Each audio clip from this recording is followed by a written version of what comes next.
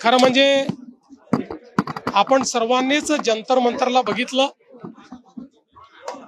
ज्या प्रकारे त्या ठिकाणी भाषणं झाली, नारे लागले, वक्तव्य झालीत, त्यातनं एक गोष्ट लक्षात आली, भारताच्या युवांची अभिव्यक्ती नाहीये, तर अराजकता पसरवण्याच्या मानसिकतेची अभिव्यक्ती आपल्याला पाहायला मिळाली.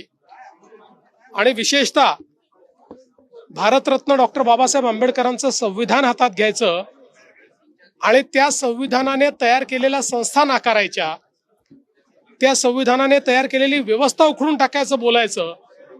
संविधान म्हणजे केवळ पुस्तक नाही आहे, त्यातल्या प्रत्येक आर्टिकलमध्ये या देशाच्या लोकशाहीची तत्व आहेत.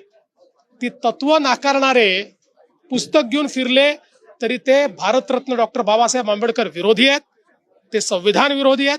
त्यामुळे मला असं वाटतं की आज या अभिव्यक्तीने त्यांचा खरा अराजकतावादी चेहरा आणि मनसुबे हे उघडे झाले आहेत. कुठलंही समर्थन मिळालेलं नाही.